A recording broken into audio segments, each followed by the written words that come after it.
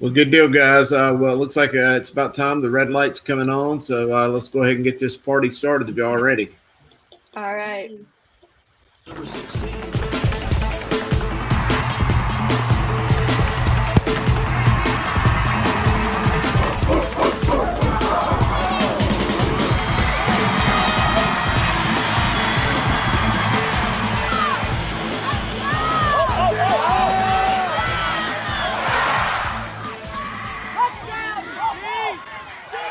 Get off of him, Lonnie. Get off of him. Hold it. Good evening, everybody, and welcome to another week of NC Preps Live. Everyone is in for a good treat this week from some interviews of some of the best talent in North Carolina, including a special interview from the West Cabarrus High School head coach. Chris, I'll pass it on to you. All right, guys, another Wednesday, 8 o'clock, so that means that we're live here. I would say, and Dina would know this, I would say we're here at the same bat time and the same bat channel, but I'm afraid none of these other guys, Dina, would know what I'm talking about. Oh, I grew up with that, so as long as we don't have a lot of the special effects, bam, wham, all that kind of stuff. Well, guys, great to have you back on tonight. Brianna, incredible job bringing us in. Thank you. Good job for that. And we finally got a chance to have some football here in North Carolina, a full slate of private school ball Friday night. As you guys can tell on the clicker below, we had some big-time games. I was able to go down to the Queen City in Charlotte and see some football. Jack, I know a couple weeks ago you were able to see Parrott, so they got a game coming up. If you guys see the clicker here at the bottom of the screen, you'll see John Paul Catholic beat Faith Christian 52-42, Fayetteville Christian 14-6 over Cary Christian, Community Christian 32-14 over Lawrence Academy and Albemarle School. That is a co-op. Raven Gap 40-8 over Metro Atlanta Christian. Providence Day, that's the game I was at, 48-0 all over Charlotte Latin. And then in the close game, there in the end, right across the street, essentially there on Sardis Road in Charlotte, you had Christian, who's a private school powerhouse, held off to beat a really good Charlotte Country Day, 21-13. So I thought it was great to have football. I was there at least for a few minutes, about a quarter's worth of the Providence Day game, and it turned out to be a whipping really quickly. I think Dina, Chad Greer and that team, I think they're going to be somebody to reckon with. Coach Greer, he's going to win no matter where he goes. He built the dynasty at Davidson Day and then went down to Oceanside down in South Carolina, had a great program rolling there, and he's come back home and at Providence Day, and it don't seem like he's missed a beat, beating his alma mater. That's what I was about to say. That had to be crazy. And guys, I just wanted to pose the question. And Jack, I know you're really into this, but so far, who's the top team in 2020 in the North Carolina private school football? Jack, I'm going to give you first shot at it. Man, with my lack of research, just based off looking at the scores and my past knowledge, I would probably say maybe Providence Day with that big whooping over. Oh man, I was not prepared for this. No, it's okay. Hey, you get.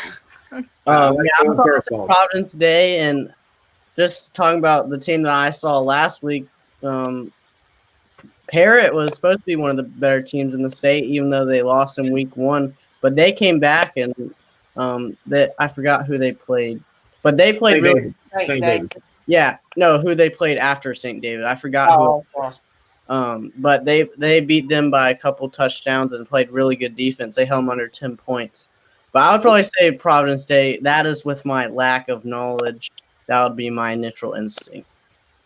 Any other guys want to chime in? Anybody up on the private school football? I know it's a little different, but hey, that's all we got, so we got to talk about it.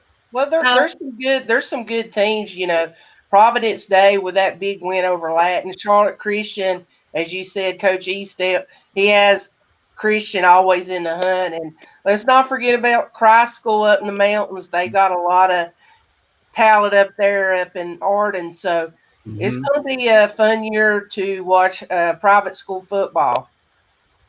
And I'm glad you brought up Christ School, Dina, because let's look at this week's games. You see Ravenscross at Wake Christian. Christ School is going to go play South Carolina two-way powerhouse Abbeville. That's going to be a huge game. Fayetteville Christian at Parrott Academy, Hickory Hawks at Statesville Christian, John Paul Catholic's playing St. David's, who by the way, that's the team that beat Parrott Academy last week at the game you were at, Jack. Anybody got any plans to see a game this Friday night? Oh man, Not this. I don't Friday, know. I at least. probably not. I have a baseball tournament in Virginia this weekend, so I don't think I'll be able to make one. What position you play?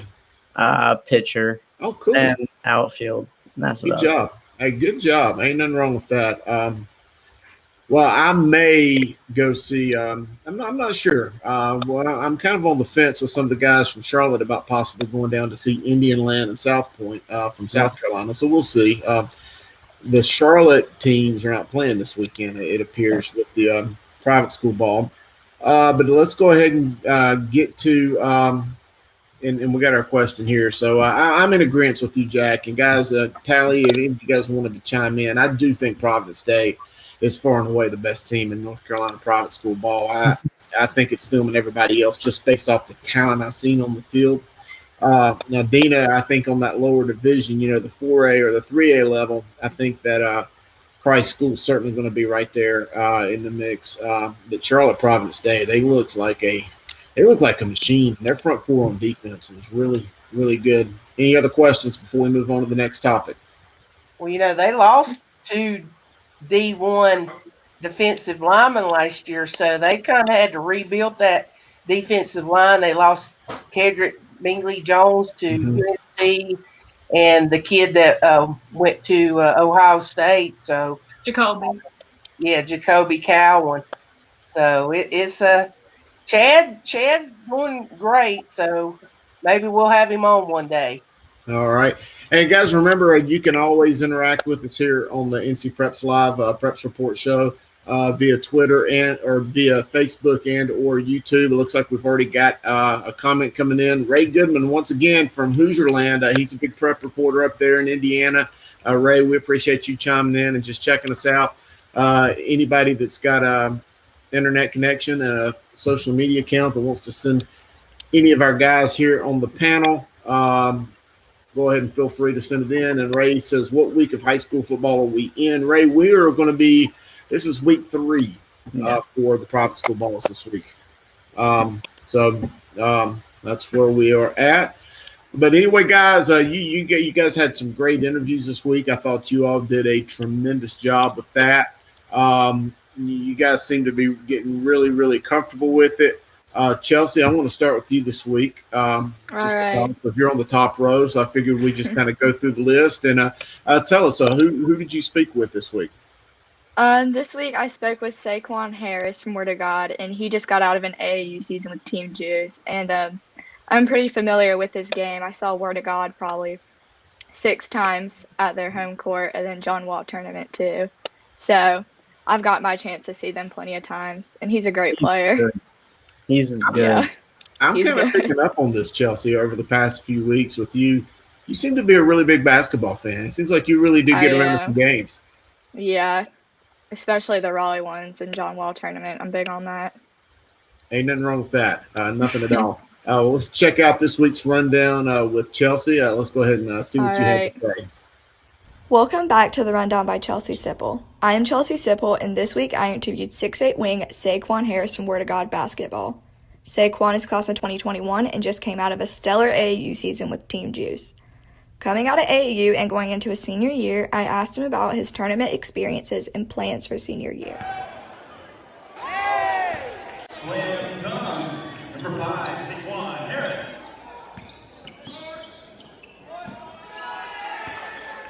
My first question for Saquon is, coming out of an AAU season with Team Juice, what have those tournaments been like and what has your experience been like?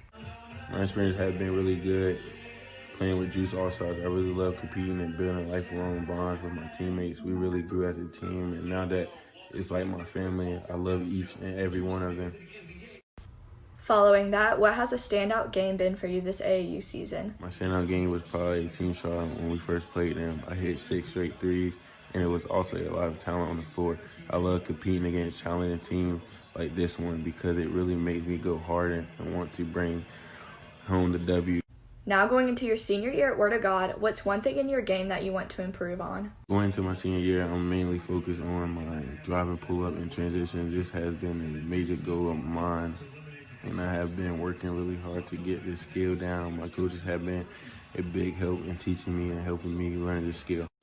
Finally, what are some of your team goals at Word of God that you guys have been working to achieve? Some of my team goals are to win it all, just to show love for our coaches, and also prove everybody that doubted us that we deserve to win it because of how hard we all have been working and how much we really grew as a team and learned to play wonderful on the court together as a family. Thanks for tuning into this week's segment, and again, that was Saquon Harris from Word of God Basketball, and thank you to him for the Q&A. Well, thank you, Chelsea, for putting that interview together. And he's a pretty good basketball player. I could just tell from some of the highlights I've looked at. He's a pretty good guy. Where do you think he ranks, Dina? And I know you know basketball better than anybody. How high is he on the rankings just for in-state hoops players? Well, with North Carolina being the hoop state, a kid could be top 50 and he'd still be really, really good. So he plays for Word of God, and Word of God, if they've always had good teams there. And so I'm looking forward to seeing him ball out this fall winter stuff. Well, great. And I know Jack's done some rankings, so he has Saquon up there. Oh, wait. Let's go ahead and Jack to it. Jack, here you go, Jack. This is your cup of tea. Say Saquon has had a big range. I think 247.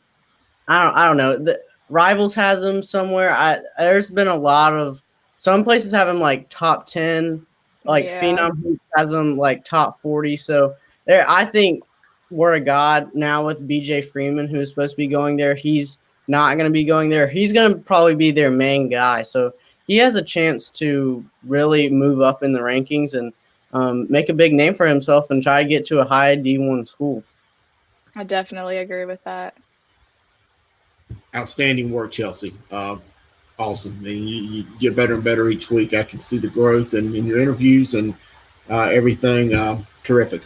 We appreciate that hard work. Jack, we're going to segue right into you just because you're here. I want to tell everybody who you talked to this week.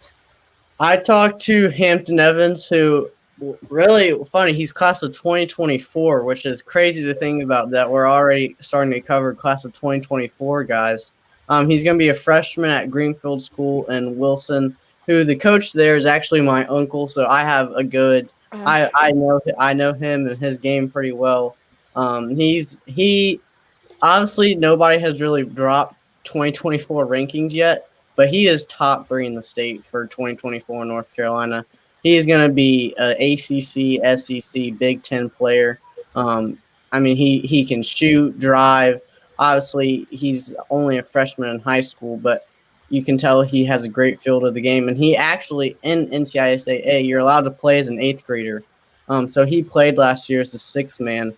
And he had a great role, and he actually hit a buzzer beater against the Burlington School in a packed house at Kinston High School in MLK Classic. So he's already had a great high school career, and he hasn't technically even stepped foot in high school yet. Wow, great! I can't wait to hear this one. Let's go ahead and, without any further ado, let's check out this week's Premier Prospects with Mr. Jack Leary. All right, we're here with class of 2024 wing Hampton Evans from Greenfield High School in Wilson. Hampton, like I said, is class of 2024, so upcoming freshman, and is already receiving recognition around the state and even around the country. So, Hampton, with the season starting up for NCISAA in November, what have you been doing this summer and a little bit in the fall to prepare for the upcoming season? I've been working on my game every day, about 3 times a day, working on anything I need to get better on, like shooting, IQ of the game, and playmaking, everything, and just working on a game all season, all year long. Yeah. And actually in NCISAA, as an 8th grader, you are allowed to play, and you played quality minutes for Greenfield, a team which made it deep into the playoffs. What were some things that you were able to learn playing in the game as an 8th grader? Some things I was able to learn was just go play your role. You know, I was a team full of seniors, and being the sixth man as an eighth grader was a big responsibility. So I just had to play my role and not try to do too much, just do whatever the coach wanted me to do, and I did that good. Yeah. And like you said, Greenfield last year had 5 starting seniors. All of them have gone their separate ways, but Greenfield has brought in a few transfers. Fellow freshman Jordan Vick will be there. Why do you think people should consider Greenfield as a contender for the state championship this year? I mean, we're very underrated, very slept on. We got Aaron Murphy. He just transferred from Rose. Oh, we're just really young, but I feel like we're going to give a lot of people a run for their money. Yeah. And like you said, doing what the coaches says, you have a great coach there, somebody that I know very well, Coach Rob Salter. Coach Salter has won a lot of games, a lot of state championships. What do you think are some of your favorite parts of how Coach Salter coaches? He coaches fast, and I love that. You know, we play very fast. He gets mad at us if we don't run the floor well. So playing fast, get down the court, easy, fast break points, and that's what causes us to win. He's a great coach. Yeah. And last question for somebody that's never seen you play before. Give us a few sentences or words on how you think you would describe your game. I'm an all-around guy. I can play every position. I can rebound, pass, make the right basketball play. I can do it all, shoot, dribble, everything. Awesome. All right. Well, thank you so much for this interview, and good luck next season. Thank you. Great job, Jack. That young man reminds me of some player I've seen somewhere from Big Lick, Indiana. I don't know if you've heard of him, but he sounds in his voice just like Larry Bird. Yeah, he plays a lot like him too. I mean, he I'm going to quote – I talked to his coach a lot, and I'm going to quote him on this. He is the coach of NBA player Kobe White, former coach of NBA player Kobe White. He said Hampton has the best offensive game he has seen as a freshman. So that's saying a lot. He has a lot of potential. Wow. Jack, I got a question. I know you're a baseball fanatic. Back on your wall, what are some of those things back there? I see a couple of helmets and World Series. Yeah, so my family is a huge Orioles fan, fan base. So we have 1971 World Series scorecards, some nice throwback stuff, a signed picture of Cal Ripken Jr., and then just a few other stuff up here. Got Durham Bulls and Ravens stuff too. So I just saw that. I was trying to figure out if it was an Orioles stuff or what. So that's cool. Yeah.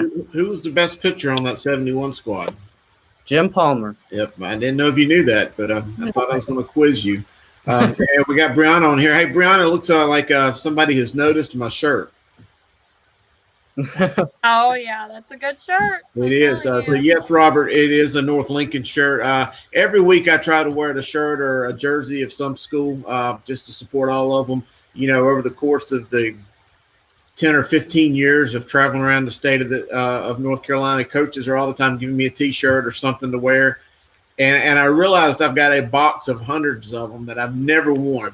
So I was like, what the heck? I'm going to start wearing them during our show just to show some support to all the schools and everybody that has given me a shirt or something over the years. So we appreciate that. Got another question in here. I just want to pop this one up really quick. And this comes from Jeff Banner, who is a Statesville Greyhound supporter. Chris, didn't know if you had heard South Point quarterback Nabanye Moore is a former Greyhound. Yes, I did know that. By the way, Jeff, I had spoken about it on the Charlotte Observer a week or two ago. Nabanye left, and you know, unfortunately, and with some other departures and stuff, a team that I thought was going to be a top 4, top 5, 3A team in Statesville, I think it's going to be a rougher go now with the absence of Nabanye Moore, but he is certainly doing some great things for the Stallions down there in Rock Hill. And Robert Hooks once again says, go Knights. And just to continue the correspondence, nope, we already got that one. Nope, we got that one there too. Ray Goodman says, we're going into week 8. Wow. In Indiana.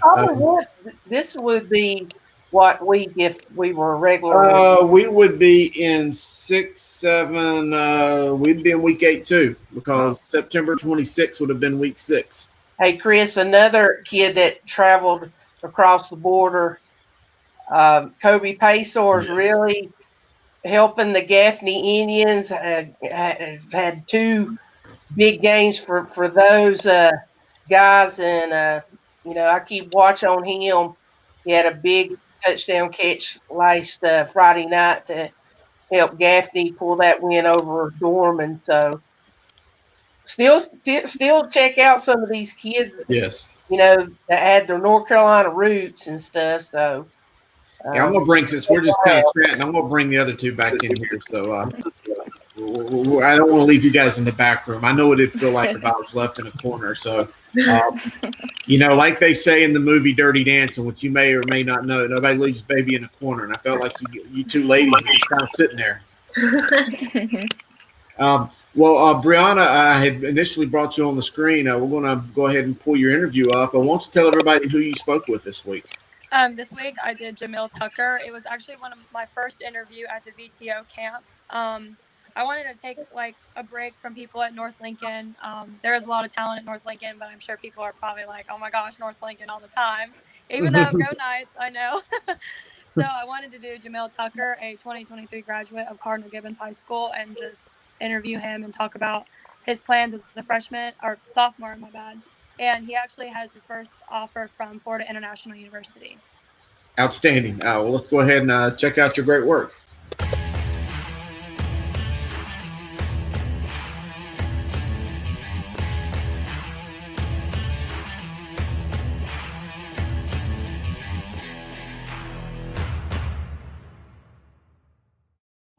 COVID affected your recruitment process? It's pushed a couple things back, like camps, a couple showcases that I couldn't attend with the COVID, but other than that, everything good. With COVID-19 and sports delays, what did you do to prepare for today? Did a couple workouts with my trainer back at Raleigh, North Carolina, and just ate properly and drank enough water to stay hydrated. What, in your opinion, makes an excellent player?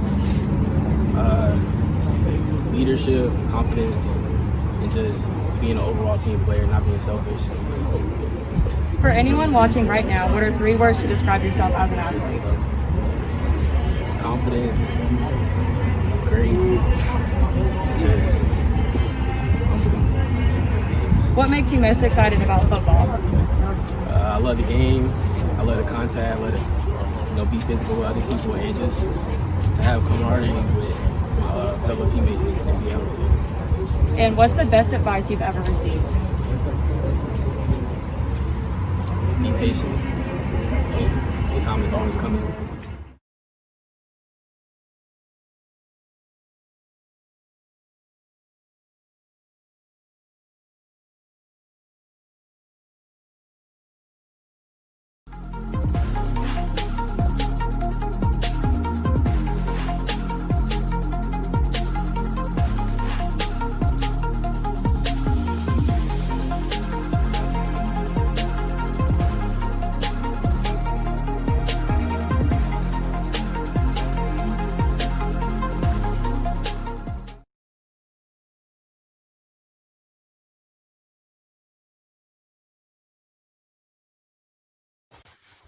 Great job.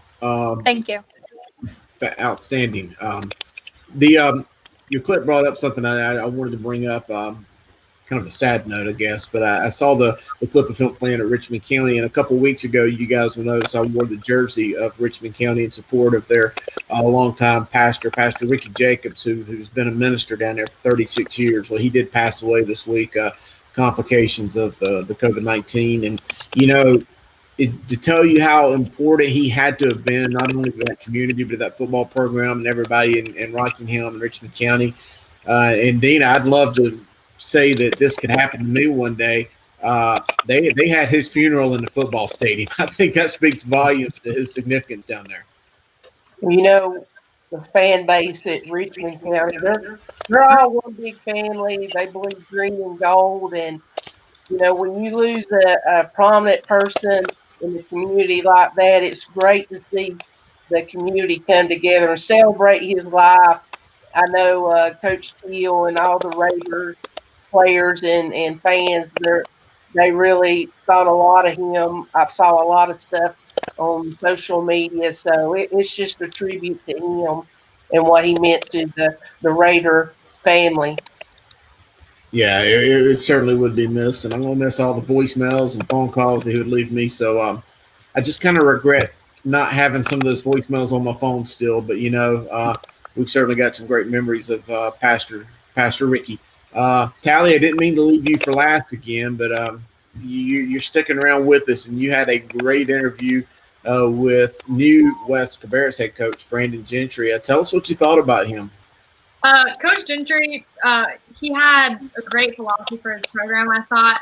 Not only just building up his team as players, but as people in the community. He says good people. And Coach Gentry obviously is doing a great job. When I was in middle school coming into my freshman year, Northwest Cabarrus was like that school that we kind of blew out every time. And then by the time my sophomore or junior year rolled around, they won the SBC conference championship that year, and then junior year runners up. So obviously just building that program up is a big thing, and I know that he's going to do big things at West Cabarrus just coming in as a new head coach. Yeah, and he did something that Northwest had only done once other time in my lifetime, and now once in your lifetime, and that's beat your own school of A.O. Brown. Yeah, that was a little disappointing for me. But for him, I mean, that's a great accomplishment. And I know that everyone over there was really lucky to have him. Absolutely. I had to shorten your video just a tad bit. I had to do some re-editing to it. So sorry about that, but great interview. And let's hear what you and the coach had to say. Hello, welcome back to this week's segment. I'm here with Coach Brandon Gentry from West Cabarrus High School. Coach Gentry comes from Northwest Cabarrus High School.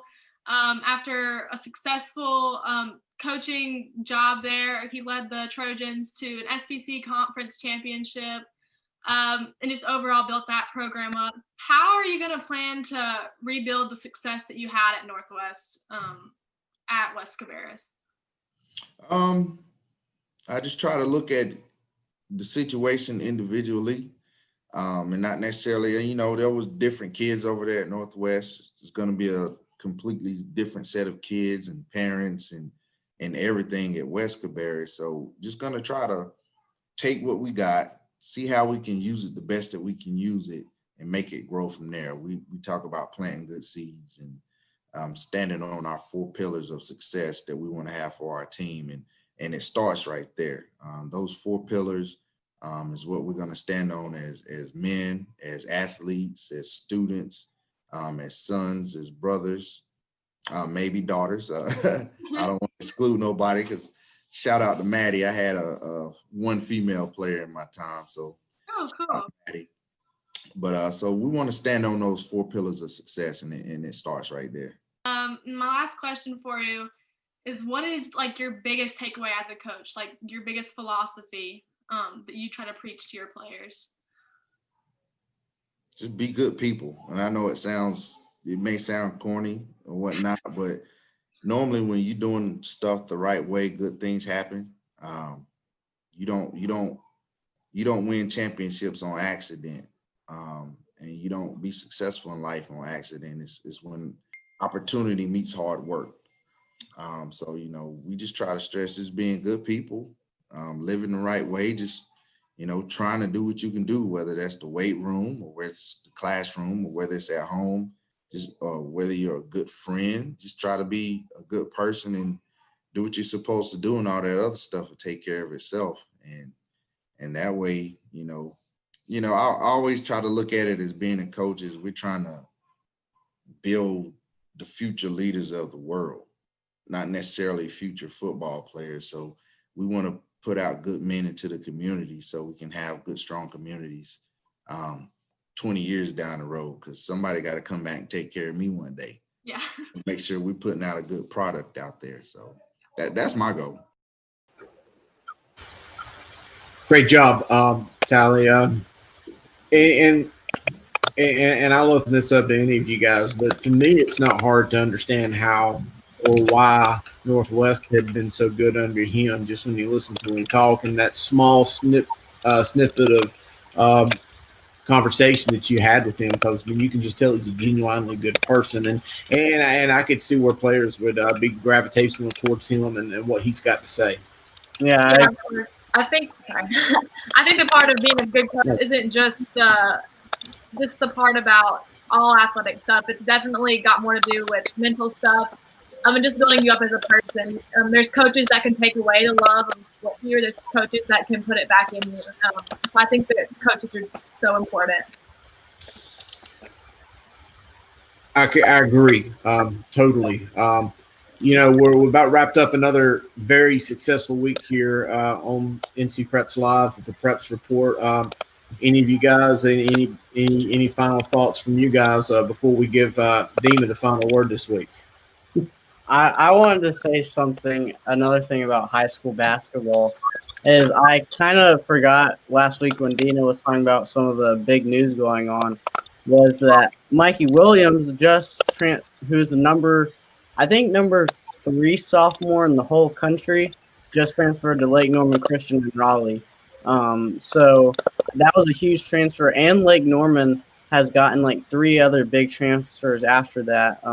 So they're going to be really good, and they just got put in a few big tournaments against some other really good teams in North Carolina. So they're going to be a new good team that's going to.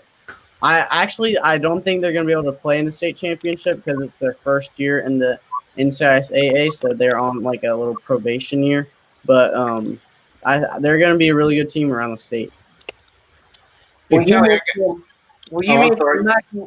Sorry about that. You mentioned Mikey Williams, but recently Caleb Foster's leaving Hickory Ridge to go to Oak Hill Academy up in Malcolm Wilson, Virginia. Yeah.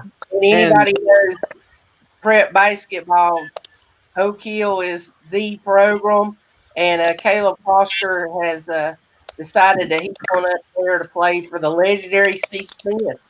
Yeah, and he's a top 5 sophomore in the state, in my opinion.